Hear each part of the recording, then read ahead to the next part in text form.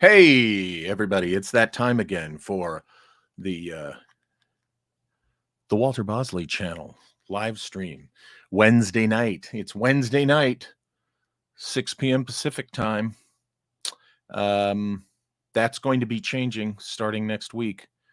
So keep your eyes open for the notices and notifications and the guest.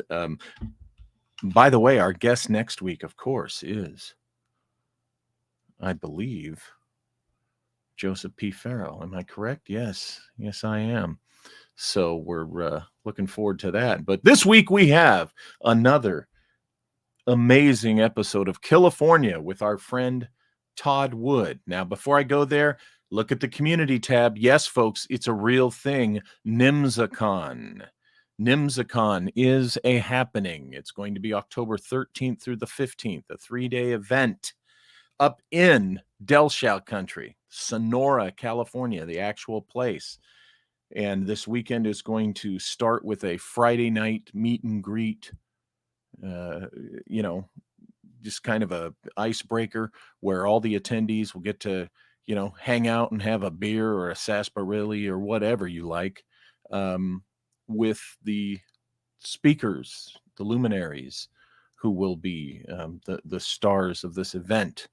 And that will include Seshari, he'll be there live, Olav Phillips, myself, Malia Grimm of GSI will be doing a paranormal ghost hunting investigation that Friday night, the first night of the event. And then we're going to have Joseph Farrell via remote live stream presenting a never before presentation for him. And we're working on the fifth speaker. I already know the name. We're just waiting for confirmation before we say anything, and you'll find him amazing. And then that's the lecture day. And then Sunday, the third day, you're actually going to go on a guided tour with us through Old Town Sonora, old historical Jamestown, and historical Columbia. Okay, these are the stomping grounds, according to Del Shao, of the Sonora Aero Club, and we'll show you the evidence that still exists that it was a real thing. So it's going to be one heck of a weekend. Okay, you get all of that. You get to participate in all of that for a mere $45 per person. Okay, think of all these other conferences that are hundreds of dollars just to be there. Okay, not ours. $45. Okay, you got to get yourself there. Okay, you got to lodge yourself. You got to feed yourself. But that's what you got to do anywhere, anytime you go somewhere. But to participate in this event, to see these great lectures, to hang out with us and to take the tour, only $45, folks, that's all. It'll be worth it, believe me. And there's more to come on that. Tickets will go on sale, probably start going on sale in the next day or two. So look for that. Okay, NIMSACon. So now let's get started with Killifornia, another exciting episode of Killifornia with our friend Todd Wood. I'm going to bring Todd into the stream, and there he is. Todd, Whoa. You're looking fabulous, booby. Thank you, booby. Hello, Bosleyverse. Hey, how are you doing? Everyone says hello Joni from the side, live and Philip, and everybody else, Flying Brian, and everybody. Yeah. Hello. We have D. Dorothy. And Johnny side, Tim Houston. Hey. Rogue is here. Hey, Rogue. All right. AO. Right. All right, and it'll build. Jeff Fletcher's here. Rui Gonzalez is here. All right, it'll build. Before we get started tonight, I should say the topic for tonight is John Lindley Frazier, Lone Nut, or Co-Conspirator. So, before we get, what does that mean? Well, at the end of the show, I'm actually going to ask the chat the questions. If you think he is a lone nut, I'd love to hear about it. If you think he was part of a bigger group and had accomplices, Tell us all about it. But y'all's opinions matters just as much as ours. We're not big shots. You guys are our equals. That's the way it's going to work tonight. Walter, did you have something else you wanted to say? No, that's beautiful. That's beautiful, Booby. Great opening. And I love the idea of letting the live chatters, throw in their what they think. Right. It's a good idea. Are the sources in the description? Oh, no. I dropped the ball. Okay, so let me tell everybody what the sources are. Please do. Thank you. First source is CavDev. Shout out to CavDev. Great website. Great place for this. Anybody looking to get into this research is a good starting point. It's all the research material from David McGowan's book, Program to Kill. It's all the source material. So what you want to do is you want to go to Google. On the search bar, type in CavDev, CAVDEF, space, serial killers. Should be the first link that pops up. Click on it. Scroll down to John Lindley Frazier. The second source is the YouTube channel Low Filled in Love. Big shout out to Low Filled in Love, the Program to Kill YouTube channel. If you type in Program to Kill into the search bar, you should be able to find it. They recently put out a video on the John Lindley Frazier, and maybe during the open chat, we can get into the Long Island serial killer stuff too a little bit. Yes, indeed. Some really interesting stuff coming up there. The third source is I'm just going to leave out Mae Brussel because the Mae Brussel stuff is also on this third source. Is the Manson family blog, John Lindley Frazier. You should be able to find a lot of good stuff there. And I'm leaving out Mae Brussel because as much as I love and respect Mae Brussel, sometimes those episodes can be hard to find when you have to scroll all the way down and you squint your eyes to see the dates, because it goes from like 1988 or 86 to all the way down to like 71 or 72. So yeah, let's get started. All right. So let's start with the murder. October 19th. Firefighters responding to a report rushed over to the Otta residence because their mansion was on fire in Santa Cruz County. But they could not get to the residence because there were two cars blocking the two roads leading to the mansion. Mm-hmm. One was a maroon Rolls Royce owned by Victor Otta, world famous eye doctor, optician, and ophthalmologist. And the other car was Victor Otta's other car. It was a Lincoln Continental. So the firefighters had to somehow move those cars out of the way to get to the burning mansion. Now, once they got there, while they were looking for sources of water, one of the firefighters flashes flashlight towards the lagoon-like swimming pool, mm-hmm. only to find a body floating in it, the body of Victor Otta. Upon further investigation, he discovered something even more grisly. There were 4 other bodies. Victor's 2 sons, Donald and Derek and Taggart Otta, his wife Virginia Otta, and his secretary Dorothy Catwalliger. Mm-hmm. Now, they had no clue who did this. That the killer or killers burnt down the Otta mansion. Right? So they were left kind of clueless as to what was going on. But at that time in 1970, everybody was worried about cults. It wasn't too long ago, a year prior to that the Manson family took out Sharon Tate, and at the Tate La Bianca murders happened a year ago, basically, or less than a year ago. Less than a year ago at that point. Or no, it was a little over a year. And so that so they had to start investigating. They didn't really have much to go on. They discovered that the Virginia Otta's green station wagon was missing. So that was something. And so that they go on, they kind of start investigating, and that they're looking for the car. They put out fillers to see if anybody had any information, if there was any suspicious activity going on. No one knew why anybody would want Victor Oda murdered. Now, I think it was about a day after, or 2 days after, the 21st, they find Virginia Oda's green station wagon parked about 150 feet inside a train tunnel, a South Pacific train tunnel, and which it gets hit by a slow-moving train. I forgot the kind of little train, boxcar train it was. And obviously people are going to call it in at that point. And so they go and investigate that. And what they discover is someone had burnt all the seats in the car. Not just the driver's seat, all the seats.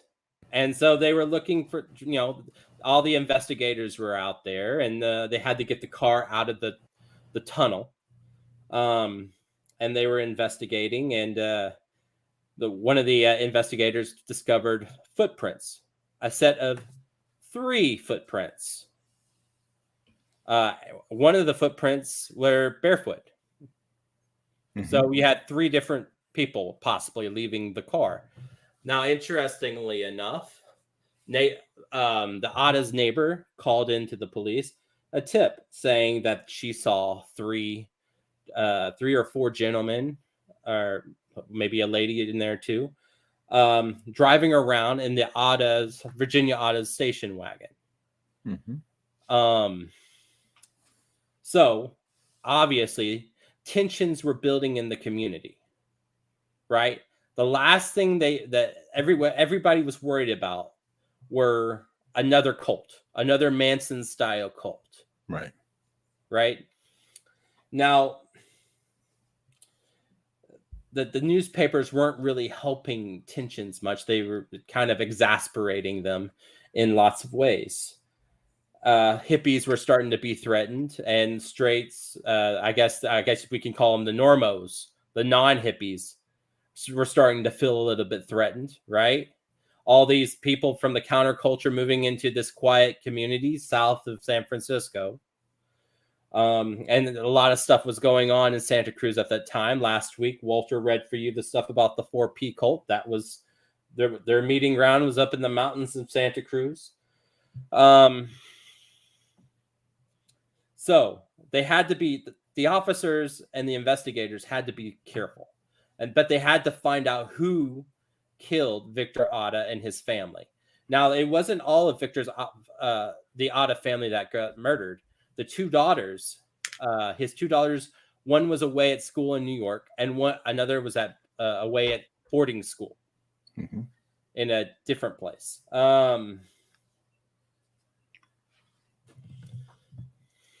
At the boarding school. Okay. Yeah. So, as the investigation went on, a press report came out saying that there was a letter found beneath the windshield wiper of Victor Otta's maroon Rolls Royce. Walter, would you read that letter, please? I certainly will.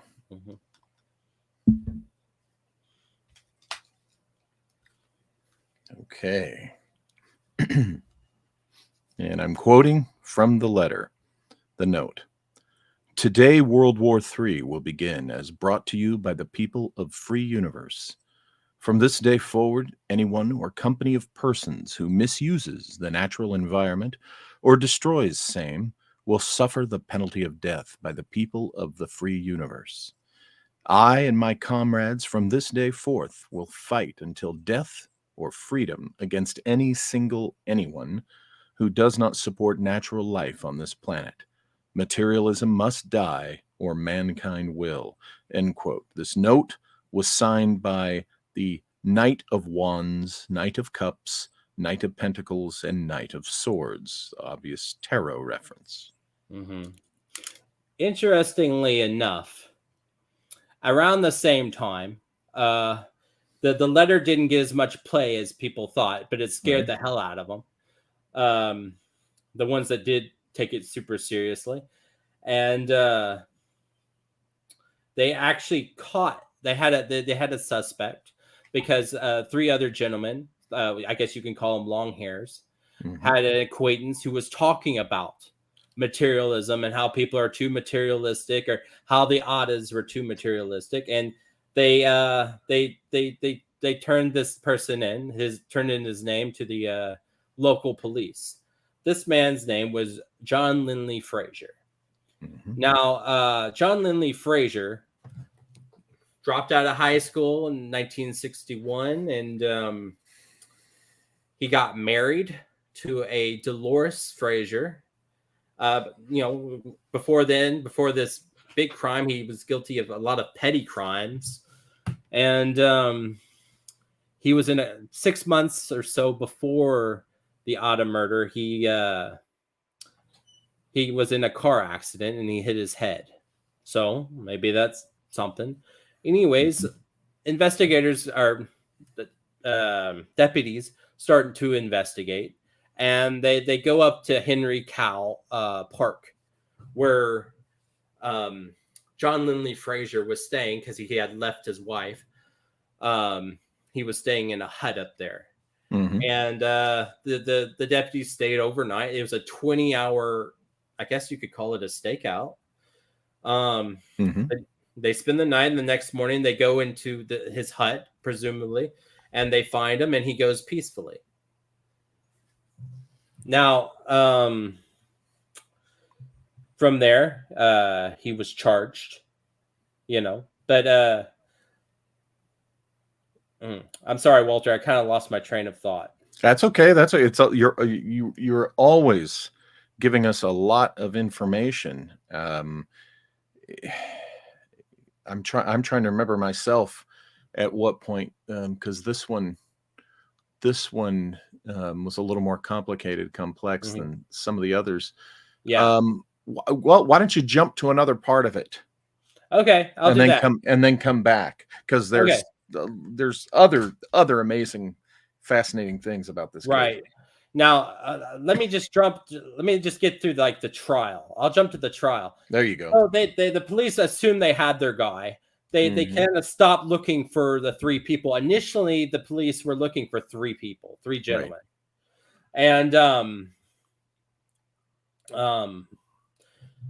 remember, guys, I'm doing this without notes after a hard day of work. So yeah, they stopped looking for 3. They kind of, they settle on this one guy, possibly because tensions were so high between the normos and the hippie community, right? And I guess they wanted to try and prevent war, all-out war, chaos, if you will. Can I hate to interrupt you, but it's something that I was thinking it's an interesting thread to pull. Going back to the Otta. Okay, how do you spell that name? O-H-T-A. O-H-T-A. Okay. Never mind. Proceed. Yeah. Victor, I should tell you this. Victor Otta was a son of a Japanese family, Japanese farmer in Montana. Interesting. Anywhere near Livingston? It didn't say a specific place. It just said Montana. Yeah, that is interesting because of the religious fanatics that are up there. Yeah, all over the place. That place is full of religious nuts. Yeah, and he joined the Air Force, and he didn't become a ophthalmologist until after he had left the Air Force. And yeah, so now I wonder if what did he do in the Air Force? Was he involved with medical? I think he was a pilot. Okay. I'm not for sure if he was a medical. the medical guy. Well, The I'm article thinking I read didn't have that much information. I'm thinking of is it Colonel Monroe, who was also involved with MK Ultra during this period that what's his name would have been in the Air Force. Yeah, because there is that Air Force connection. yes, during there that is. time. Yeah, most definitely. So back to John Lindley Frazier. John Lindley Frazier was charged, and they brought, he had lawyers, and they were trying to decide if this guy was insane or just plain right evil, or what was going on. His stories were sort of disjointed. The first story he gave to the psychiatrist who came to try and sort of sort things out, or came to examine him. He first told him that he was just the lookout, and it was actually 3 other people who entered into the Ada residence. And then the psychiatrist later claimed, after he was found guilty, or guilty of via reason of insanity, or the next stage of his trial, they claimed that he was giving them like details about the murders, and they brought in another psychiatrist that said he was kind of contradicted the first one in a way, because the first one was saying, oh, he's a paranoid schizophrenic, and the other one says he's not a paranoid schizophrenic, he's just a sociopath, right? So there's a lot of kind of I guess controversy and confusion there. Definitely conflicting medical assessments, right? Right. Diagnoses. John Lindley Frazier himself claimed that he was on a mission and he was an agent for God, and he was going to destroy materialism, and that wow, that really jibes with religious fanatics in Montana, the destruction of materialism and the man's law. There's some nuts up there that go for this natural law thing, your own will and you shall make your own law through your own will. And the irony there is these people would condemn Aleister Crowley, but they are living by his do what thou wilt, what they call satanic. And the very thing they condemn, these religious nuts in Montana, live that way. My will above all, Yahweh will back me up. But so that fits with nutty stuff. Continue. He thought he was sort of like John from the book of Revelations, right? Yeah, the guy, he's going to interpret the book of Revelations for the population of the earth. He also thought that if he drove again, God would kill him, right? Or he would die. God told him not to drive ever again. He actually quit his auto mechanic job because he didn't want to contribute to the materialism of like society. Wow. So he was sentenced to death, but later in 1970, I guess it was either 72 or 76, California ruled that capital punishment was inhumane. Yeah, that was a lot to do with, there was a lady who I think was the state Supreme Court Justice, Rose Byrd. Right. She was instrumental in getting California to not apply the death penalty. Right. So he was his sentence was commuted to life. Now, thing I find is interesting there, if you go to those sources that I told you, especially the CavDef one, you'll see an article 3 wanted in the murder investigation, of the Adas. Now, I think that's pretty interesting because people claim to have seen these 2 men and a woman. The woman was actually like waving around a wand, right, in this restaurant. It's interesting. 2 men and a woman. That sounds like if you've read Toynbee Newton's The Dark Worship, he talks about the group dedicated called the Friends of Hecate. Their core group was always a 2 men and a woman. Right. You know what's interesting about the Friends of Hecate? Like, I always thought like it would be really funny if it was like it's the Friends of Hecate, but they're also just the friends of Marianne McLean. Yeah. Yeah. Like, yeah, there you go. Yeah. Yeah, no, that book. I hope there's an audio version of that book coming out soon, because that's definitely something I want to look at. It's an essential when you're looking into this stuff. But go ahead, 2 men and a lady, and and then the lady had around. The lady had an orange backpack. And I think that's interesting because John Lindley Frazier reportedly had an orange backpack in his little hut on his mother's residence on her property, about a half mile from the Oda Mansion. They found a orange backpack, right? Now with supplies and I forgot the exact caliber of the gun, but it wasn't the right caliber that did the murders. The calibers that did the murders was a 22 and I think it was a 38. Okay. Interesting that the backpack was orange.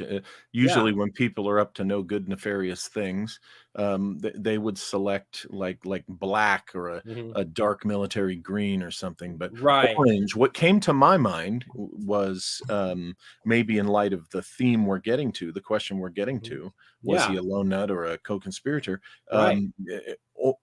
I think of the lady in the polka dot dress associated with the RFK assassination. I think of the man opening and closing the umbrella with the JFK assassination. Well, here's the alleged killer carrying an orange backpack. If anybody in the chat has watched the ABC special that's on YouTube, Mission Mind Control, they talk about drugs that mimic schizophrenia, right? So the problem with schizophrenia is when you're thinking, the other voice in your head, that's all in fragmented sentences. So there are no like paragraphs or complete sentences or anything like that. And it's very rare. And it's insanely rare for anyone with schizophrenia to commit murder or homicide or anything like that. So I was thinking when he was saying like he was told by God to do this or that, right? It's very reminiscent of what Sirhan was saying, right? Right. Sirhan claimed that the master, the ascended master, I forgot his name, the person who gave knowledge to Blavatsky, right, was the person who kind of was telling him what to do. Of course, it's speculated that William Joseph Bryan was taking other identities, right? He was claiming to be this person for the hypnosis or the mind control sessions, right? Kind of as a layer to protect himself from being identified. Sort of like the Grand Shingon stuff. Here's a thought real quick. William Joseph Bryan. Now go back to our book, The Mystery of Ingersoll Lockwood. Yeah. And your Lockwood research. Now we have Lockwood getting what we suspect was a glimpse of the future, right? And of course, William Jennings Bryan, right? It factors, in this vision, which then he laid down in fiction. I wonder if Lockwood might actually have been getting a glimpse of William Joseph Bryan, and when you think of his impact and influence on this milieu of murder and how it's affecting through mass chaos, right? Mass psychosis. But I wonder if Lockwood actually just got him mixed up with William Jennings Bryan, his ancestor, because of the closeness of the name. Something to think about. Go ahead. Yeah, definitely. Well, it's just what I'm saying. Like, I wouldn't put past William Joseph Bryan to call himself God, is what I'm saying. Like, if there is any brainwashing or MK Ultra stuff happening in this case, and those 3 other people were basically acting as sort of as provocateurs or handlers, Yeah. I definitely wouldn't put it past William Joseph Bryan to call himself God. Well, particularly when you look from the perspective of these people dabbled in various things, and Mhm. certainly if they dabbled in ritual magic, Right. OTO style. Right. Right. I myself have attended as an observer an OTO communion ritual, and Mhm. at one point, of course, you do the invocation thing of all that is within God is within me, and Mhm. the idea is that we are all God's. That's the thumbnail interpretation. So if Mhm. he's involved in that world, Mhm. yeah, he very, very well could Right. have seen himself as God from that perspective, from that Yeah. particular Gnostic belief. Right. Right. And I mean, don't let the Jesuit stuff or the Sovereign Order of Saint John or that stuff fool you. First and foremost, William Joseph Bryan is an intelligence asset. Yes. Yes, that is that the other stuff is just a cover. William Jennings Bryan is different because he's very, very. I would say he's super Catholic. Like he was bitten by like a Catholic spider, and like it like made his Catholic powers grow. You know. Yeah. Um. But yeah, no, it's very interesting. It's a very interesting. This John Lindley Frazier case is it's So interesting in the fact that like people actually witnessed these three other people, yeah. right? And now when they witnessed, they swiped for fingerprints around the Otta residence, which there barely was any because the place Uh-huh. had burned. They found Frazier's. They supposedly found Frazier's fingerprints on a beer can and on the Uh-huh. typewriter, as in maybe he typed the letter. But the Okay. problem with that is they later came out and recanted and said that there were basically were no fingerprints, or if there were, they couldn't identify them as Frazier's. What would the conspiracy that he Mhm. possibly was involved with, what what might that conspiracy have been? Well, obviously, when one or if two people Of course, plan yeah, to commit a crime, yeah. that is a conspiracy. But are Right. was do you see this, or does the evidence suggest that it's connected to other things that, Ah, say, William right. Joseph Bryan was known to be connected to and going on Well, at the time? okay, so yeah, now we're getting into the weeds. Hmm, Um, the fun place. the fun place. Now, after the Tate murders, Mhm. the investigators and police found a pair of glasses, a amber rimmed pair of I guess you call them horn rim glasses. I guess Yes, horn rim, yes, that's yeah, another term. yeah. At the Tate residence. And actually, surprisingly enough, Vincent Bugliosi worked really hard to try to keep that out of the trial because it may suggest that they had the wrong guys or there was Didn't get all another of them. guy out Yeah, there they haven't caught. right. Now, the very interesting thing about this is the person who prescribed the glasses was Okay. one Victor Otta. Yep, Now, yep. that would mean that whoever wore these glasses was a resident of Santa Cruz or went to Santa Cruz to the eye doctor Mhm. or lived in San Francisco and traveled down or something Yeah. to get Otta's opinion or to see Dr. Otta. And he was prescribed the glasses. Whoever owned these glasses, his ear was about a half an inch, his left ear was a half an inch lower than his right ear. And he was insanely, I think, nearsighted. You know who comes to mind, when you talk about this would have been in the days leading up to the Tate LaBianca murders, correct? Right. Okay. What Whoever owned them. if I'm remembering my history on this right, weren't Bobby Beausoleil and a couple of the ladies, maybe Squeaky, I'm not sure, weren't they kind of out of touch for a few days shortly Mhm, before that? And because they were coming down the coast from the Bay Area in the mhm. bus. I think so, yeah. And I mean, wouldn't that be wild if I mean, I don't recall Bobby Beausoleil, did he ever wear glasses or I don't know if Beausoleil wore glasses. I knew he spent time in Santa Cruz, though. yeah, so you got the Santa Cruz connection, maybe Yeah. and it was men's eyeglasses, not Right. ladies. Yeah. Now, later, interestingly enough, later on, Mae Brussels show, Dialogue Conspiracy, all this information is in the Manson family blog. Check that out, folks. So if you guys blog. need to open up a new tab for the Manson family blog, type in Manson on your Google search bar, Manson family blog, John Lindley Frazier. You'll find it. If you scroll down, you'll see Mae Brussels Dialogue Conspiracy. I think it was 7/14/78.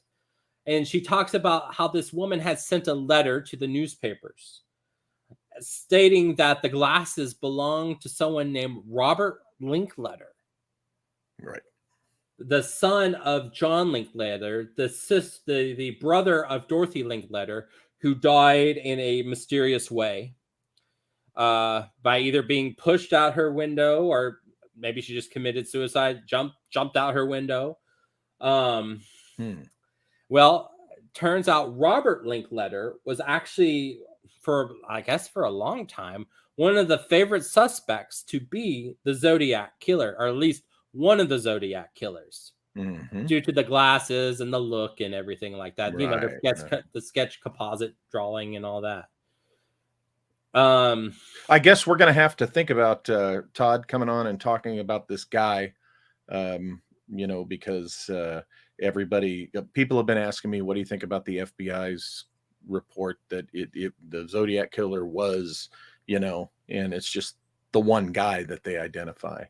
I think it was more than one person. I do too. I have for years. Yeah, you guys, anybody who's interested in the Zodiac case, shout out to Professor Dad.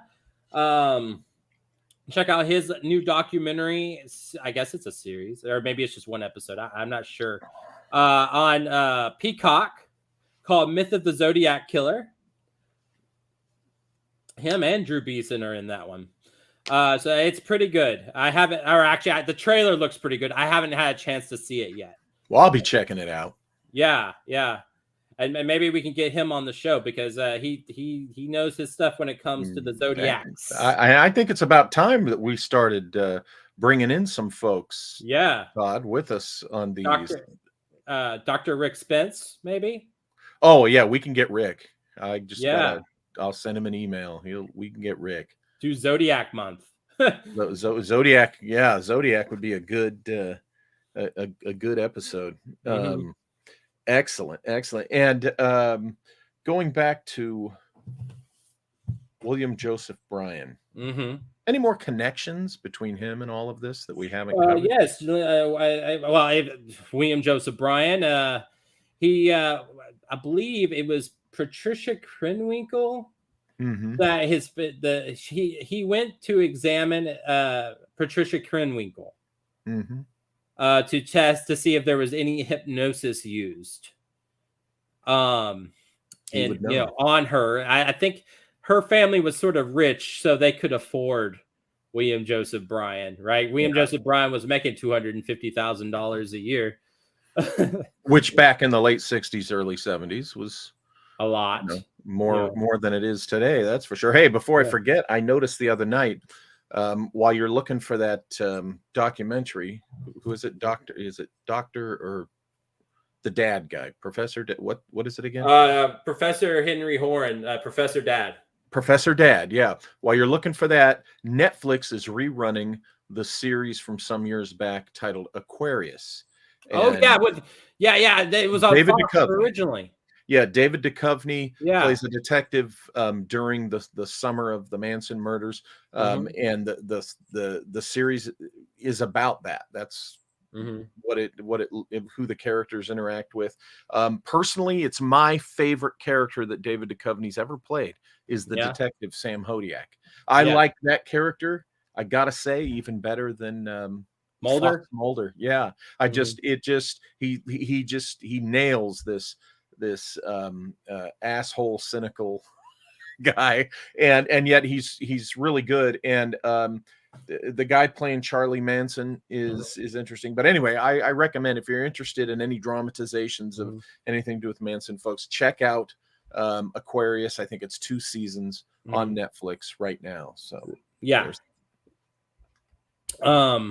anyways, so also John Lindley Frazier killed himself after his appeal failed in 2009. He hung himself in his cell. Oh, really? Are Yeah. they sure that he hung himself? Yeah. Oh man. It's funny because people are saying that this Rex Horman guy, the Long Island serial killer, he's probably going to end up Epsteining himself because or Yeah. getting Epsteined. Jump Because, over, because you mentioned the Long Island killer. Jump over to that guy for. Okay, well, guys, if you haven't seen the Program to Kill YouTube channel, Lowfield and Love, put out something called In His Own Words, and it's an interview with Rex Horman, the guy they arrested to be the Long Island serial killer. And interestingly enough, his I guess it was either his father or grandfather was in the aerospace company, our aerospace business. He designed satellites, which is crazy because that's another serial killer in aerospace. Right. Connected to aerospace. Yeah, and that's kind of creepy. It's nuts because you would think I've never seen where the interviewer was so awkward, and he was like doing all this like sort of nervous laughing. Mm-hmm. It was and with the Rex Horman, he was just so calm. It's crazy to watch. If you go to the Program to Kill YouTube channel after Killifornia, check it out because it's definitely worthwhile. And there's lots of evidence to suggest that maybe Rex did not work alone and he had help.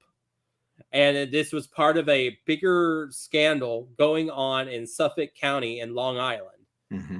South Long Island. I've lived there 3 years.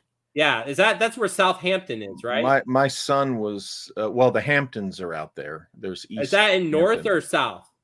That's in the east. That's like out by Montauk and all that. Southampton's the city in England from where the Titanic launched. Ah, got it. On its fateful voyage. But there's the Hamptons. That's where the rich and elite like to spend their summers or whatever. Right. But my son was born in Suffolk County Bayshore, and in South Shore Hospital, whatever. Yeah, and so that's interesting. And then of course the fact that we do have Montauk out there and its weird, shady involvement, with strange things. Missing Me, I'm a big picture guy, so I like to back up, get the macro on something. And a thought occurred to me when we're talking about this, because we're talking about these teams, very, I say likely, but we'll say possibly to keep all the triggered trolls out there at bay. This killing teams, the teams of these psychotic murderers, being involved in some type of operation to cause chaos in society and such. And I'm thinking of the hypnosis aspect of this, right? And I'm wondering, this is wild, I'm going out on a limb here, I'll just ask the question, but have you ever come across anything that suggested that there is a depth of hypnosis in which subsequent generations of the subject of that hypnosis can be affected by that hypnosis, and even if it's just behavioral, right? But I haven't seen anything like that yet. I'm sure that's out there, but the thing you got to remember with hypnosis is it has to be primitive. Yeah, because the more this is why Sirhan he thought he was at the shooting range and he was just shooting randomly. Like the issue with hypnosis is if you program the guy, that's it. If he's out in the field and there's a situation you didn't plan for, you're kind of screwed. So it has to be simple, right?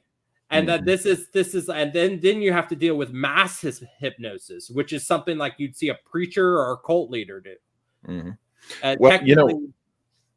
Go ahead. I'm sorry. Finish your thought. Which is technically mass hypnosis. Going back to last week with the 4P cult, as my belief that the 4P cult was a front for Operation Chaos. that they were experimenting with cults and religion. And this is why they kill random targets, not specific targets, random targets, right? Because if you do specific targets, you'll lose the plot really quick, you know? And there's a whole lot that goes into hypnosis and like hypno conditioning, hypno grooming, and all that. However, there could be levels of hypnosis that have been developed so effectively by, particularly if it's in the intelligence community, that those levels and how to apply them themselves could be classified. In other words, layers the upon method layers and of the process. hypnosis. Yeah, it would be layers upon layers of hypnosis. It'd be like an onion. Unless what I'm talking about is unless in all of that they stumbled into and developed something that is shockingly a lot easier to do and is so effective that they would want to keep it to themselves, obviously, for themselves. So what I'm saying is it's possible, because that's just another form of technology. Sure. So why not classify certain types of hypnosis so that the public, gets the story that, oh, well, it's not that effective, or, oh, well, it's this, that, when actually they're functioning, operating with, what could be a shockingly easy way to snap someone into the hypnotic state. Well, the question is, was John Lindley Frazier hypnotized? Was there any hypnosis?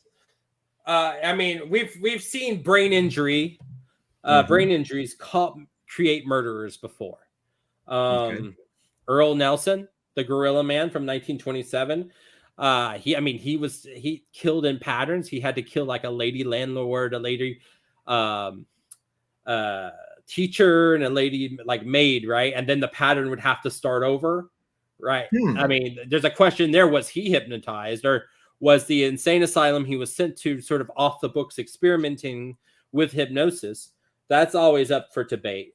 But the question remains, was John Lindley Frazier hypnotized, and were those three other people with him that were supposedly with him sort of his handlers, and because he still had brain damage, right? So he would have to have some sort of handler, in my opinion. I'm wondering how many of cases do they think could have involved self-hypnosis, because the self-hypnosis craze took off in the late 60s going into the 70s. I remember Silva Mind Control. That book was all over the bookstores, and the new agey people were grasping a hold of it. But subsequent to that, I think we learned that there is a suspicion, maybe it was more than a suspicion, of associations between the so-called Silva Mind Control and what we would call MK Ultra. Yeah, definitely. So I'm wondering, if is it possible that some of these people, could John Lindley Frazier have dabbled in self-hypnosis? That's very possible. He was very much into the occult. We know he was into the tarot, right? Tarot cards. He was into numerology and other aspects of reincarnation and immortality, and those aspects of the occult he was very much into and enjoyed studying. But his wife described him after that car accident as sort of a changed man. So I mean, obviously murderous or not, he still could have been taken advantage of, right? Oh, sure. How did he choose to, what was his preference in how he would murder his victims? He shot his victims, right? So just the gun then, so basically what happened there was Victor Otta, he wanted supposedly, if we go by the mainstream narrative, he wanted Victor Otta to burn down his mansion, and Otta refused, and something happened in the pool, and Otta tried to fight back. Victor tried to fight back. And that's when John Lindley Frazier shot him. He didn't have a. What's that? Too bad. The victim, Otta, right? Was the. Yeah. Yeah, too bad. Too bad he didn't have a flamethrower in his pool house like Leonardo DiCaprio does in Once Upon a Time in Hollywood. I don't know how many people actually have flamethrowers in their pool house. Oh, I love that. And there were some people who bitched, "Oh, that was too violent." It's like, shut up. What are you doing going to a Tarantino movie to begin Oh with? man, Bunch of those pandas. people drive me crazy. I'm reading the court transcript from the process church, v. Ed Sanders right now, and this process member that's on the stand. Oh my God, he should either be a politician or just become a little girl, because every single answer that he chooses to answer is, I feel that it's this. I interpreted it as this. Yes. You know. Wow. I mean, yeah. The judge is just like losing his patience with this guy. How old was John Lindley Frazier when he was committing these crimes and was caught? I think he was in his late 20s. Late 20s. Okay. Mid to late 20s. How long was he in prison before he died? 1970 to 2009. Oh, so he had spent most of his life in prison before he hangs himself. Right. He hung himself probably because his last appeal fell through. Right. I guess you could argue that. Yeah. Or that maybe he was on the right kind of drugs and he started feeling guilty, and or maybe just couldn't live with the guilt anymore. But that doesn't really make much sense. Maybe the control factors were wearing off and he was about ready to talk. Yeah. His freedom. Well, remember his first story that he told the police was he was one of 4 people, and his job was to be lookout. And the 3 other people were inside. And then when did that story change in the course of events? It was like the second or third story, but so everything that from that point on, everything else is according to the psychiatrist. Right? Oh, this sounds like Gordon Northcutt. I think. Yeah. What was that? 1927, right? The Wineville chicken coop murders, where when he's first arrested, he says, "I was captured. I was kidnapping these boys basically on behalf of, or at the instruction or behest of, very wealthy men in Riverside, California." And then after he's in jail, he changes that, And I asked the question. I talk about this in the Empire of the Will books. I asked the question, who could possibly intimidate someone who's knows he's going to be hanged anyway enough when he's in prison to change his story? What how deep were they into this guy's head, and what did they convince him they could do to him? It had to have been something on some type of supernatural level that he believed they could get to him. Right. Well, John Lindley's according to these guys, are one of the psychiatrists, Frazier's style was not to just lie outright, but to sort of be evasive. Okay. Right. So that kind of like to saying like for him to say story was probably the truth beyond telling the truth. Yeah. Yeah, because he just came out with it. Hey, I was the lookout. There were 3 other people. Yeah, and I mean, look, the group in the restaurant reported by the restaurant owner, and the guy stood up. Asked the restaurant owner, "Do you serve food in nature's way?" Meaning raw food, right? Okay. Right. You have the girl with the wand with the orange backpack. Then you have the orange backpack in the little hut, 6x6 shack that John Lindley Frazier was occupying a half a mile away at Henry Cow Park on his mother's property. The thing about orange, I will tell you, we all know the color orange. It is incredibly spottable from a distance or at a glance. When you're doing this, here's a little espionage tradecraft for you. Oranges are sometimes used as a signal to an agent in the field. In other words, you can't have contact because the focus is there's just too much heat on you. So you do what's called a brief encounter or a brush pass. Well, brush pass is when you actually pass something to the person, but you want to get a signal out. You would take an orange, okay, and if you know that your agent that you work with drives a certain route often, or is going to be driving a route, whether you've instructed him to or not, you will place that orange in a given spot that you're both aware of.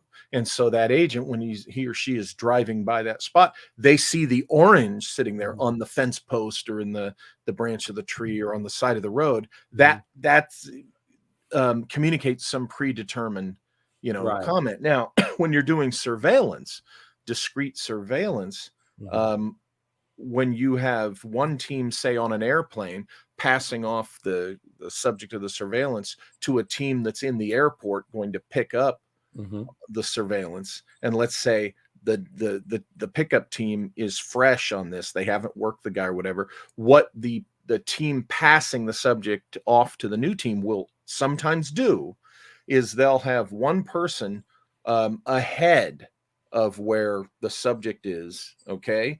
And that person will be wearing, say, an orange sweatshirt or a bright orange hat. You guys, you get the idea. You see where I'm going with this. He's wearing this orange backpack. You said someone else is wearing an orange backpack. The girl. Yeah, the girl. The wand. What this suggests to me is that he definitely was part of some type of team, because he needed to be seen once he entered the area. Right, and ultimately he was the patsy. There you go, and you would have the patsy wear, the bright orange. As far as the tarot cards go, the meaning for each tarot card is this: wands, acting out to change the world. Cups, acting in a heartfelt manner. Now, this is according to the person who owned the local New Age shop in Santa Cruz. And the guy, the journalist, put it into his article. Okay. And then I copied it. Okay.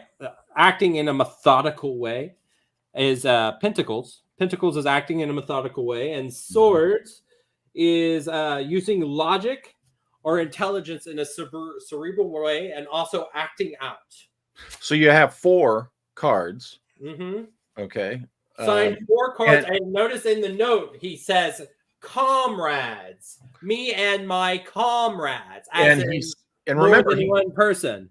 He said he was a lookout, and there were 3 others. There's your 4. So each one of them, their aspect, their assignment in whatever this thing was they were doing, I think is embedded or encoded in the meaning of those cards. Right. And now the another interesting thing is the La Bianca murder. When war was carved into her stomach, you have to ask yourself, was there a covert war happening in California? Because 1970 was a sort of wild year. You have the Goleta Beach murders in July. You have Stanley Dean Baker, right, in April, killing Robert Salem and writing all that stuff on the wall. Was he ordered to do that, or did he do that on his own? Did he just do it because he wanted to? If he was ordered, that may be an indication of a larger psyop, perhaps Operation Chaos. Yeah. Now, then you have in October another occult-related murder with John Lindley Frazier. Right? So it's very, very, 1970 is a very interesting war. When Manson carved war, or when war was carved in that woman's stomach, Rosemary LaBianca, was that the starting pistol? Was that the signal to go? Right? Perhaps. Then it's a question: who's pulling all these hippies? Who's pulling all their strings? Exactly. Exactly. And I can tell you, I was a kid during these years. Okay. I remember 69 and 70 in particular, after what happened with the Manson family. Hippies were scary. When you're a little kid, I turned 6 in October of 69. So, I was a 5-year-old kid when that happened. So I was 5 and 6 and 7 years old during this period of time I'm talking about. Mm-hmm. And hippies were something that when you were a small kid, because of what was happening in the news, what was going on with, the Manson family and such, hippies were scary. Right. You would see them. They were the ones we would see were all like shaggy and unkempt, and they were Mm-hmm. hanging out in abandoned buildings. I'm not exaggerating. My dad was a little league manager, and over Right. at the little league field there was this abandoned old World War II building, and that's where the hippies would hang out. If we were over there for like night games, they would be in there, smoking dope and Yeah. doing their thing. But when you're a little kid, that you don't know what sinister purpose they're up to. And if you recall, right outside that particular building, Mm-hmm. I saw what looked like the Masonic, square and compass, Right. but the square and compass were drawn to look like the open legs of a male and female with the genitalia exposed. Yeah. So and my 6-year-old mind is seeing this Mm-hmm. drawn in it looked like black crayon on the cement, Mm-hmm. I think around these stairs leading up, up to the platform where you go inside this building. And I mean, think of the Masonic with a small M, the Mm-hmm. Masonic and occultic significance of something like that being on steps, of Yeah. course, the literal, sexualization of the square and compass. Mm-hmm. That's right. Yeah. So Of course, that symbol will appear again in mm, the Arliss Perry murder, which we've talked about in the yes, past. yes, Right. indeed. That's Yes, indeed. also the war when that was carved in Rosemary LaBianca's stomach. The Yeah. thing that was holding the war was exactly that symbol. If I had my Sharpie, which I had misplaced, the Kind of like symbol that that. Walter was talking about, inside that symbol, if you can imagine, Yeah. was war. Yeah, they all know the square and compass good enough. Yeah. So Yeah. it's oh, and by the way, folks, where I'm talking about was in Rialto, California, which is a suburb here of San Bernardino in the Inland Empire. So Southern California. But yeah, if you were a kid back then living in Southern California, you were generally, afraid of hippies. Um, Mm-hmm. anyway, so let's Right. we're down to the half hour here, and let's open up the live chat, All right. Todd, All and right, guys. folks, give us your answer. Remember, all capital letters, Right. please. That way we know you're talking to us I and you want to know want what us. you guys think. You tell Yeah, us. Was he a lone nut or was he a co-conspirator? that's right, John Lindley Frazier. So hey, boobies, make sure you put it in capital letters so Mm-hmm. that we know. Right. You guys got to watch The Offer about the Mm-hmm. making of The Godfather. That just it's so good. It really Yeah. is good if you're interested in the history of film. Mhm. But definitely check out these documentaries that Todd is Yeah. recommending. Check out the series Aquarius Yep. also. The following is really good. Oh, The Following. Oh, I loved that show. I really liked it its first 2 seasons. Yeah. Actually, The I most. kind of liked the third season. I Third thought season wasn't bad. Yeah. the third season, the way it ended, I thought it was really, really interesting because they could bring it back.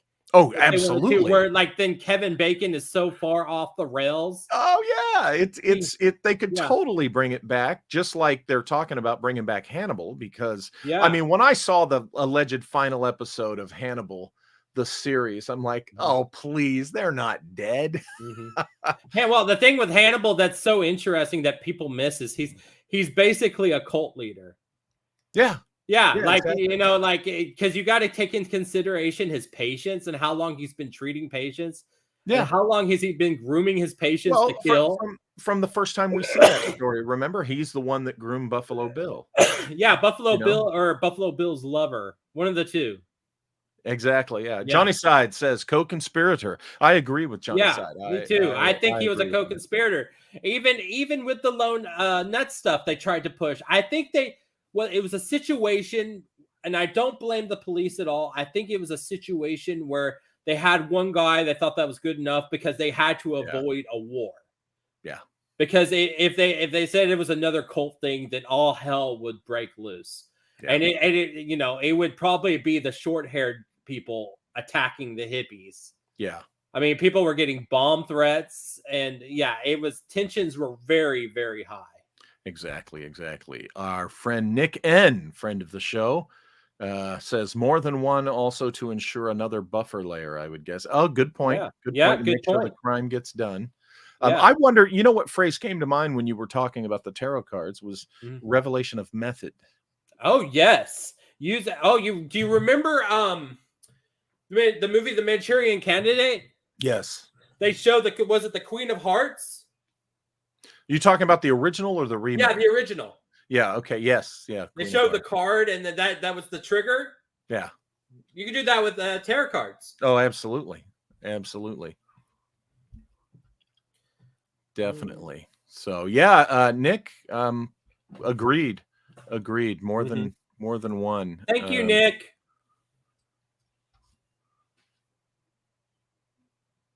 I got a couple of boxes here that compel me to say again, thank you, Nick. Oh, all these double thank you, Nick. Yeah, all the model kits and stuff. They're all right here and stuff. I'll tell you. I mean, between Nick and Megalithic Yard and Gil Cardinal Sin, Gil Lavelle. This audience, everybody in the chat is just the best. And Uncle Clockwork, and I mean, yeah, it's a great audience. I'm telling you. Yeah. Now, the murders that not too long ago were going on, where I think it was prostitutes were turning up dead on beach on Long Island. Yeah, go. How do you say that word? I'll just call it the Long Island serial killer. I can't pronounce the beach name. I was doing it earlier, and now I can't remember it. But you spell it for me, and I can probably tell you. Go Gildo or something like that. Go Gildo Beach. Oh wow, you got me. Yeah, I'm pronouncing it wrong, but I was practicing it earlier. Everybody, and my brain does not work like other people's brains at all. Hey, I can remember stuff, and everything makes sense in my head. But once I start talking about it, I'm so disjointed and everywhere, all over the place. And I'll tell you, I love doing research. I love researching the stuff and making notes and doing, organizing stuff like that. But I just, talking about this stuff, totally different ball game. D. Dorothy Papineau says Co-Conspirator. I think it's hands down unanimous that this was some kind of conspiracy. I go back to my attitude on this is go back to the Jaws, and the scene where Matt Hooper first arrives, Richard Dreyfuss, and he's looking at the remains of the victim, and he gets disgusted, and he goes, "This was no boating accident." That's my attitude towards from the JFK assassination on up to this kind of thing. You're going to mention something about the JFK assassination. Yeah, this was no lone nut. Cut the crap. People that still want to cling to Lee Harvey Oswald was the lone gunman. I mean, come on. Yeah. Come on. You're just being a smart ass to provoke people, or you are colossally ignorant. Now, I'm glad you mentioned that about the JFK assassination, because, I wonder, remember when we're told that Trump, when he was in office, looked at the JFK file and, he was going to release it all. And then he told a couple of people, one of them, he said, I can't release it. It would ruin everything. He said that to Judge Napolitano. And then apparently, was it Roger Stone or something? He said, it's just too horrible to release. I'm wondering, could there have been, because what made me think that was the Mexico City connection. Right. To the JFK assassination milieu, and there is a Mexico City connection to the child trafficking. I'm wondering if JFK learned about the child trafficking that far back. I mean, it was going on. It was the sex slavery and the pedophilia stuff was Yeah. definitely going on. And think about it. That's something that Trump or anybody would have said it's too horrible. It's too horrible. Yeah. Okay, so maybe what the part of the horror of it is that look at the flight logs and the island guest list of the Epstein Island, and there's so many famous people.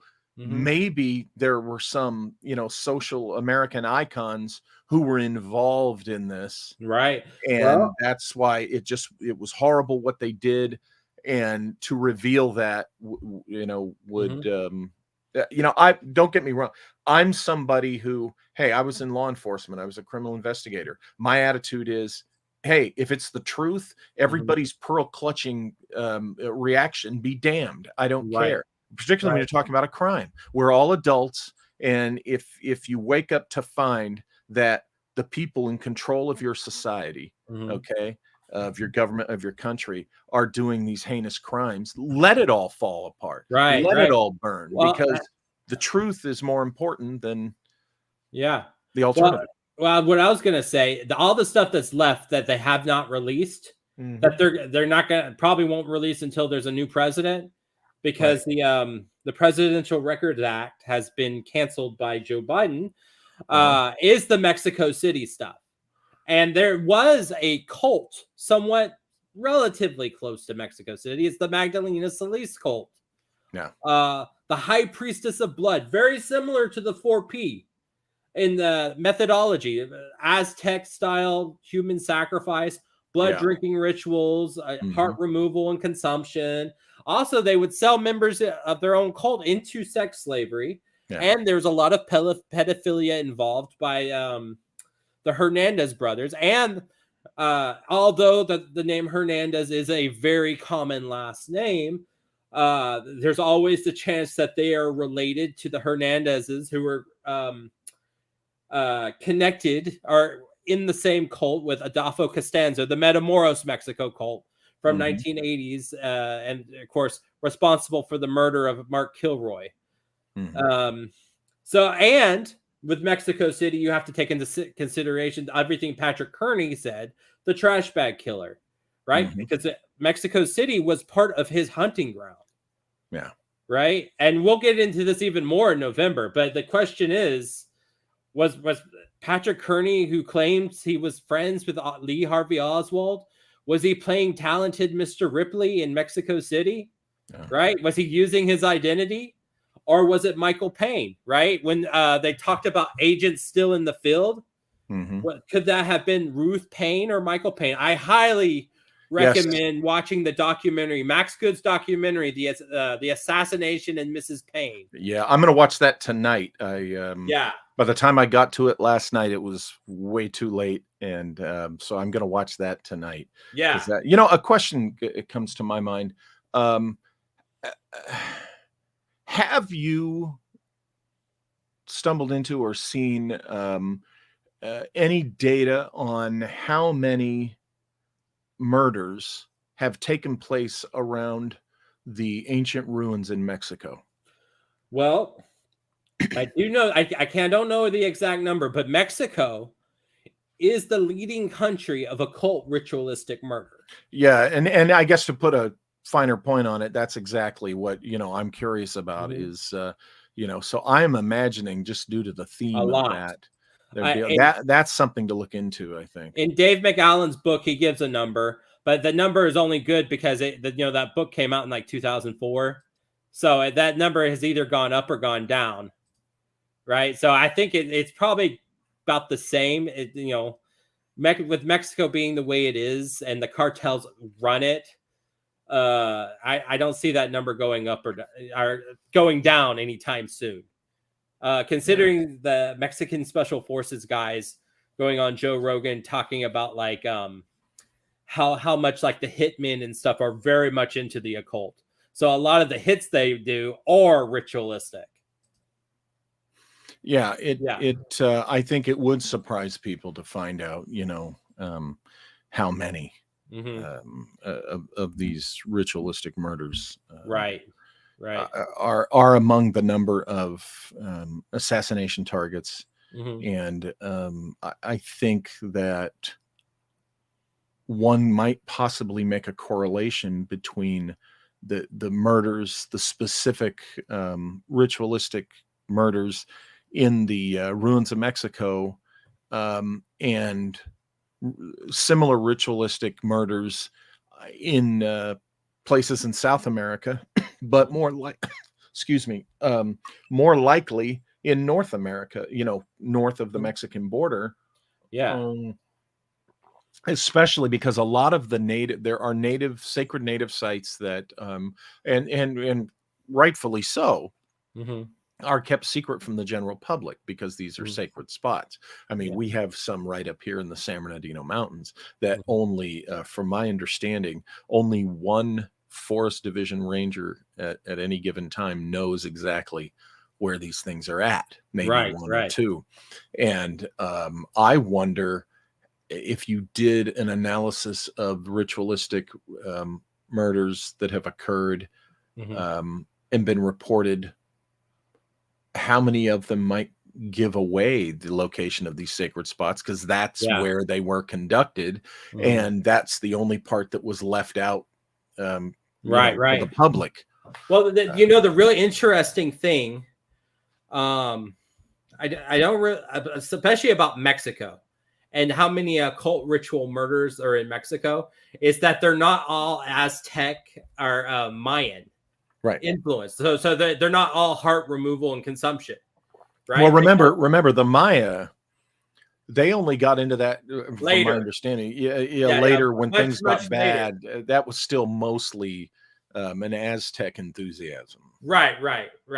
I only say like the later Mayan stuff because of like the Hand of Death cult, and the Everglades and all that, and the mixing of like Cuban culture, and it's weird. Because you have the Palo Mayombe stuff that was in Matamoros, and that's Afro-Cuban, but then you also have you had this huge flux of Irish immigrants into Mexico. Right. What year was that? Was that like the Spanish American War? I think so, because you did have the influx. Which one was Ambrose Bierce? Which one was Ambrose Bierce in? What do you mean? Which war? Yeah, which war was that? He was in the Civil War. Right. Was he a part of another I argue American War, but then there's I point out that he was likely an intelligence agent throughout the rest of his life. Right. Now, it was the Mexican Civil War that one right there. He rode into. Civil War. But I do not believe he was killed as a. Right. No, that's when the huge flux of Irish immigration happened, was the Mexican Civil War. Okay, yeah, and I was that one of the potato famines, or the potato famine? No, it was a situation where the Irish were coming here, and they thought that they were going to get screwed they didn't trust the Americans, so they came here, and then they went to Mexico, because and so that's like there's a big Irish cult. There's a lot of Irish culture in Mexico, so it's interesting. What I'm saying is, it's interesting that you don't see any Wicker Man style human sacrifice or ritual murders that we know of in Mexico. There are sources that report that, interestingly enough, certain factions of voodoo came to North America through the British. Yeah, you told me that. And I found a blatant Palo Mayombe reference in my Empire of the Whale research over in Riverside, and Riverside happens to be the city here that had a very present British English expatriate community. Oh, that's interesting. And so interesting that Palo Mayombe, is all over that place. Yeah, most of the time with Palo Mayombe, it's the methodology of sacrifice is typically just kind of being tortured to death, like bludgeonings, and they do the organ removals. In the most extreme cases, what they'll do is they'll use different cauldrons, and they may take your heart and put it into a cauldron, and then your brain, but that would go into a different cauldron. Yeah, and it's funny, you mentioned that they call that cauldron a prenda. Prenda, yeah. Okay. And the quarry that I found, the old quarry that I found, it's real creepy, is called the Prenda Quarry. And that property, I found out that is not referencing a Spanish name or word. That name, Prenda Quarry, was given to that quarry by the British company that owned it. Ooh, that's And interesting. yeah, so anyway, that's a whole other discussion. But I want to know if the guy, if everybody in the audience has, or the chat, does anybody think he was a lone nut?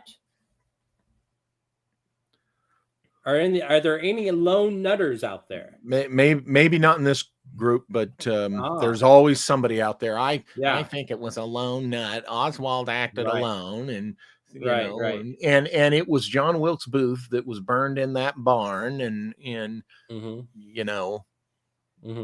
we got to take the vaccine. Yeah. Oh man, we got some lost future stuff to talk about, especially with all these Trump indictments. Yeah, I try to avoid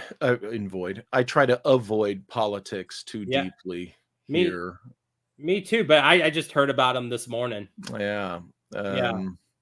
What do you think about what do you think about the FBI coming out and saying that, this one guy was the Zodiac?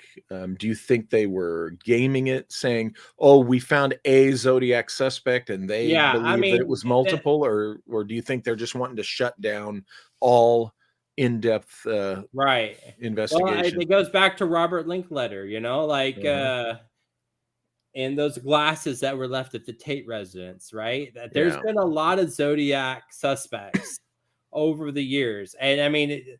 Sometimes they'll do some word tricks, and it's like, this guy could be the Zodiac killer. Yeah, exactly. Right? And that's sort of the thing. Like they play their little games a lot, and it gets kind of annoying. I think that there were multiple Zodiac killers, and I think that out of our suspects, I definitely think that there couldn't have been just one. Is what I'm saying. Right. I just look at all the different depictions of the Zodiac killer and all that. People thought Philip Arthur Thompson could have been the Zodiac killer, right? People thought that who else? Arthur Leigh Allen could be the Zodiac killer. So I mean, it may end up being like the Kennedy assassination in a way. Do you think that? Go ahead. Where we will always have proof that there was a conspiracy. Yeah. But we'll never know exactly what happened. Right. Yeah. Because, not in our lifetimes. Yeah. You just do your best to collect evidence, and you just follow the evidence where it takes you.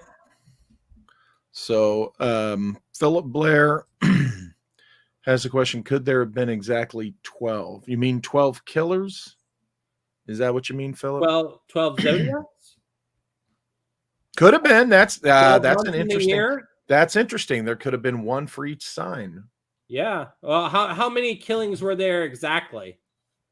7 classic victims, the ones that are classically associated, plus the 2 at Gaviota Beach and Sherry Joe Bates. So 10 that he claimed, but that we know about. But he said there were 37 more bodies throughout Southern California that they hadn't found. So, we're left with the number 47 in that regard. Yeah, Philip Blair was saying were there 12 killers. Yeah, that's very interesting. Now let's go a little bit into the woo with the ritualistic, the so-called human mutilations involved in UFO cases that I know that Linda Moulton Howe freaks out when people an interviewer will ask her about that. She just shuts down, will not talk about it, and people just will not talk about the human mutilations. Rather than extraterrestrials, do you see possibly some type of ritualistic murder? I do. And let me tell you why. Because if we're talking about Washington State and the mutilations up there, Well, there's been some in South America as well. Right. It's interesting that the police, the investigators in file 1004, they talk about possible connections to the 4P cult. Oh, wow. Right. And I think it was Dave McAllen speculated that the Zodiac could be, or Zodiacs could be connected to the 4P cult as well. Yeah, sure. Right. Yeah. Now, remember what I think is what David Sylvie basically is what I believe with the 4P cult is I'm taking David Sylvie's side on that. I believe him. The man's not alive to defend himself, but I can see that there's a strong possibility that the whole thing was a psyop. Yeah. And they were manipulating mentally ill people into and using the cult as sort of a cover to create chaos, Operation Chaos. And if that's the case, it's highly likely that the Zodiac was connected or associated with that group.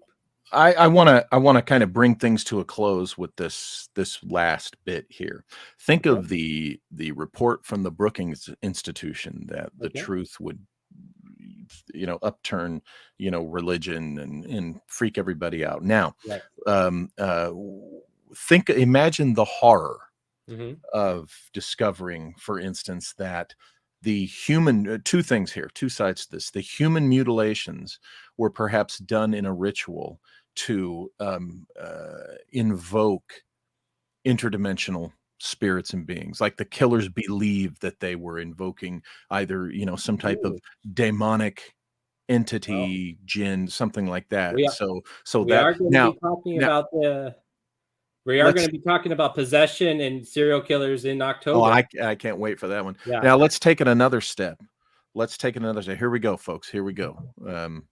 Have your imaginations on. Okay. What if somebody had succeeded in summoning one of these entities through human sacrifice, and what if the Brookings Institution, this is part of the data that they knew that we weren't told about, and I'm not defending the Brookings Institution report. I'm not defending it. I'm just objectively asking the question: what if something that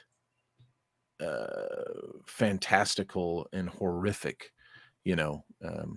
could be in the mix here? So, So, and last comment of the night is Russell Gill, and he says, that's what I think. So, Todd, this is just sped by. Any last things you want to throw out there? And I'm new on Facebook, so if anybody wants to ask any questions, I promise I will make it my priority to get back to you. It's Todd Wood at Facebook, or you can just email me at hulemusic2@gmail.com. That's hulemusic2@gmail.com. Thank you guys so much for having me. I'm so appreciative of this opportunity. I'm sorry that I'm always all over the place, and it's really just about a loose sort of feel good discussion where anything goes. And buy Walter Bosley's books, buy Empire of the Will, and buy the Nimza book. Yes. And buy Dr. Joseph Farrell's books, and get the Lost Future that Todd and I put out there, The Mystery of Ingersoll Lockwood. We're kind of fixing some cover issues on that. That'll be out there available again. And of course, The Mystery of Margaretta Todd. You guys definitely want to read that one. We were the first with the idea of the 20th century being a stolen lost century, by the way. There's another goofball fraud out there that is taking that theme, but anyway. So Todd, thank you again. And thank you. We look forward to your next report. And in the meantime, Todd and I are working up an extra report thing that we'll fill you guys in on as we get closer to it. And anyway, so again, Todd, thank you. And this has been another fantastic episode. I appreciate you being Have a here. wonderful rest of your evening, guys. All righty. Thank you. Okay, everybody. I hope you enjoyed that. I always enjoy when Todd is here. And remember, check out those documentaries he talks about, those links. Go check out the books, of course. Also, Malia tells me that the link to buy tickets to the NIMSACon is up and active. So I'm guessing it's in the community tab. Maybe it's at walterbosley.com, but go check out NIMSACon. There's going to be more details posted by tomorrow. And NIMSACon is going to be really cool. It's a weekend up in Sonora, California, the home of the Sonora Aero Club. You get to get a whole day of lectures. Sesharie, Olav Phillips, myself, Joseph Farrell, and there's going to be a fifth one. We're waiting on his answer. Those will be presented remotely, Dr. Farrell and the other speaker. And then the next day, Sunday, is a whole day of actually touring the sites that Del Shao talks about were the the stomping grounds of the Sonora Aero Club, where he claims they flew their mysterious arrows, where they had their meetings, where they would have their secret gatherings, all that stuff. Okay. Plus, there's going to be additional lore of the gold country where Sonora is, Sonora, Columbia, Old Jamestown, Tuolumne County. This is west of Yosemite, and there's a lot of interesting other lore there in the area. And of course, Sesharie will be talking about the telluric currents, and specifically the mysterious intersection of telluric currents in Yosemite, okay, which he and I believe explains the missing 411 victims turning up missing there that David Paulides talks about. Okay. Sesh identified this intersection years ago, and he'll be talking about that too. So this is going to be a cool event, and you can't beat the price. $45, folks. Most of these conventions and conferences, are a lot more expensive than that. For $45, you get access the whole 3 days. Okay. You get to, access to these events that we're doing. You got to get yourself there. You got to lodge yourself and you got to feed yourself. But other than that, your $45 gets you a Friday night hangout with all of us. Also the late Friday night ghost hunting paranormal investigation that you'll be doing with Malia Grimm in an old building in Sonora, downtown Sonora. And then Saturday is the full day of lectures, and then we'll all be hanging out again Saturday night, and Sunday is the tour of the area up there. Okay, so it's going to be really cool. It's the first NIMSACon, so check out that link. And I think that's it for tonight. Thank you all for being here. I appreciate it. And we'll see you next week with, let me double check this. I think it's Joseph Farrell, if I'm not mistaken. And I got to take these off so that I can see. I apologize for this delay in this. Let's see. Where's that schedule? Joseph Farrell's next Wednesday, but this Friday, before I forget, a very special live stream this Friday afternoon with David Hatcher Childress. Do not miss this, okay? David doesn't do these live streams, these YouTube casts and stuff. I've known David since for 21 years, and he has graciously agreed to come on. We're going to talk about the Com Empire, lost cities, ancient mysteries, that kind of thing. Is this stuff being suppressed? Friday afternoon. Do not miss David Hatcher Childress. Okay. And it's going to be earlier than usual, 1 o'clock Pacific time, 4 o'clock East Coast time. Okay. And you won't want to miss this one. One of a kind episode. So Friday afternoon, David Hatcher Childress here at the Walter Bosley channel. Next Wednesday, Joseph Farrell. And this is one heck of a between tonight and Friday and coming up next Wednesday. And I'm talking with a couple of guys, Josh Cutchin and Tim Banal are they agreed we're going to put together just a extra live stream discussion on all the recent UFO stuff with the hearings. I've been asked my opinion, and so I'll give it. I know it's that was last week, and a lot of people have the noise has died down. So we're gonna now that the dust has settled, the other two guys and I were going to talk about that. So look for that sometime probably early next week. Anyway, so that's that. That's it for now. I will see you all, as many of you who can make it, this Friday afternoon with David Hatcher Childress. Special episode. You guys have a good night, and we'll see you then.